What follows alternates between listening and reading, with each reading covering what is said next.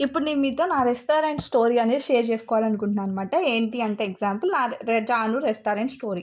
నేను ఒక రెస్టారెంట్ అనేది ఓపెన్ చేశా. అప్పుడు ఏం చేయాలంటే నేను ఫస్ట్ మెనూ కార్డ్ రెడీ చేయాలి కాబట్టి క్రియేట్ టేబుల్ మెనూ ఒక మెనూ కార్డ్ తీసుకున్నా. మెనూ కార్డ్‌లో ఫస్ట్ నేను ఐటెమ్స్ పెట్టా. Item ID. ఆ ఐటెమ్ ఐడీ అంటే ఏంటి? ఇంటిజర్ టైప్ కాబట్టి ఇంటిజర్. నేను ఐటెమ్ ఐడీ యూజ్ చేసుకొని నేను డేటా తీసుకోవాలనుకుంటున్నా. కాబట్టి నేను దాన్ని ప్రైమరీ కీగా పెట్టుకున్నా. నెక్స్ట్ ఐటెమ్ నేమ్ దాని ప్రైస్. ఇప్పుడు మెనూ కార్డ్ ఇవ్వంగానే అక్కడ ఏముంటుంది? ఫస్ట్ ఐటెమ్ నెంబర్ ఉంటుంది. ఆ తర్వాత ఐటెమ్ నేమ్ ఉంటుంది. దాని తర్వాత ప్రైస్ ఉంటుంది కదా! సేమ్ అదే ఫార్మాట్. ఆ తర్వాత నేను ఏం చేసుకున్నా అంటే ఇలా వద్దు, నాకు ఇంకొంచెం మోడిఫికేషన్స్ కావాలి. నేను ఇంకొన్ని కాలమ్స్ యాడ్ చేసుకోవాలి. అప్పుడు నా రెస్టారెంట్‌కి ఇంకొంచెం పేరు వచ్చిద్దని ఏం చేశా అంటే ఇంకొక కేటగిరీని యాడ్ చేసిన.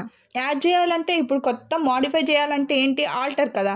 ఆల్టర్ ఏం చేసిద్ది? It is used to add the new columns కానీ, లేదు మోడిఫై చేయాలనుకున్నప్పుడు మనం ఆల్టర్ యూజ్ చేయొచ్చు కదా! అప్పుడు నేను ఏం చేయాలనుకున్నా, she decide to add the new dishes and change details.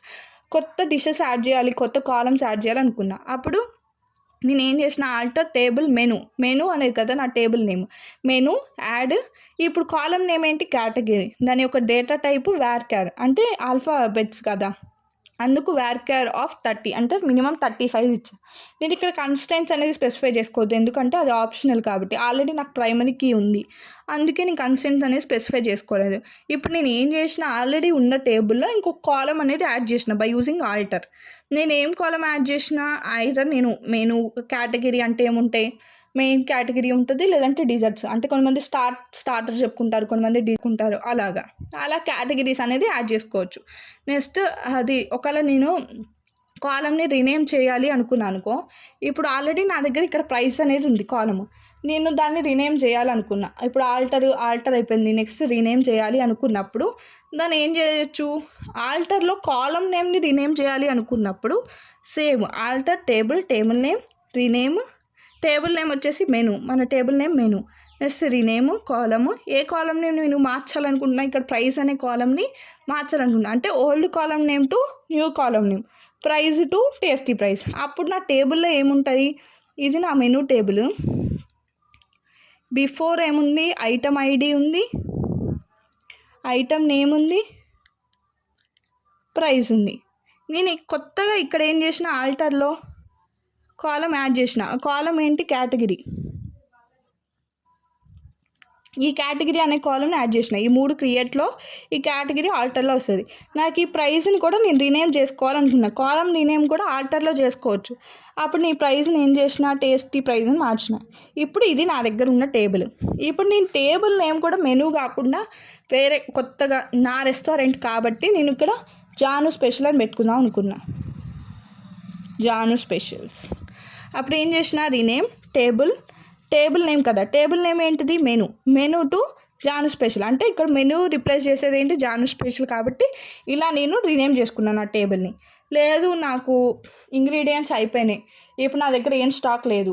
మెనూలో డేటా అంతా డిలీట్ చేయాలి అనుకున్నప్పుడు ట్రంకెట్ టేబుల్ నేమ్ ఏంటి? జాను స్పెషల్స్.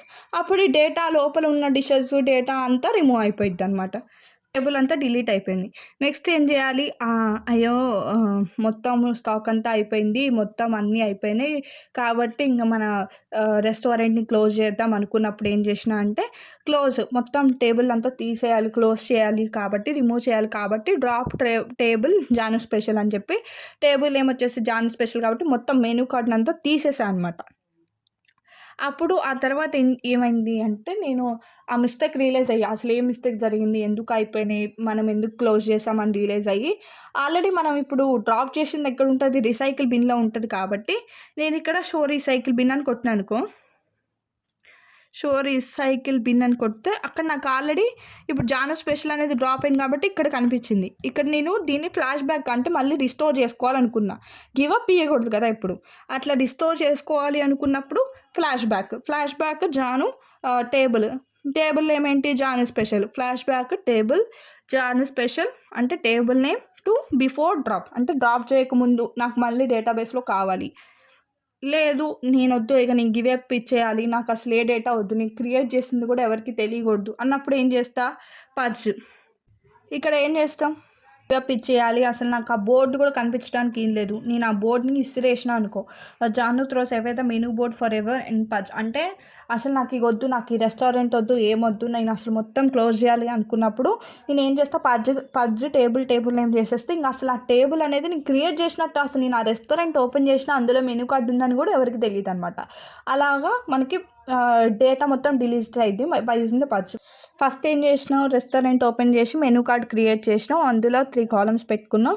ఆ తర్వాత కొత్త కాలమ్ని యాడ్ చేసినాం బై యూజింగ్ ద ఆల్టర్. నేను ఆ కాలమ్ని రీనేమ్ చేసినాం మళ్ళీ ఆల్టర్ యూస్ చేసి. లేదు అసలు మొత్తం టేబుల్ని రీనేమ్ చేసినాం by using the Jaanu special అని చెప్పేసి టేబుల్ని మాడిఫై చేసినాం బై యూజింగ్ ద రీనేమ్. లేదు నాకు డేటా ఇంగ్రీడియంట్స్ అయిపోయినాయి, నేను మెనూ కార్డ్స్లో ఏమి డిలీట్ చేయాలనుకున్నప్పుడు ట్రంకెట్ యూజ్ చేసిన. అసలు వద్దు ఇంకా నాకు ఈ రెస్టారెంట్ వద్దు, క్లోజ్ చేద్దాం అనుకున్నప్పుడు డ్రాప్ చేసిన. లేదు నా మిస్టేక్ రియలైజ్ అయ్యి మళ్ళీ కావాలి అనుకున్నప్పుడు ఫ్లాష్ బ్యాక్ యూజ్ చేసిన.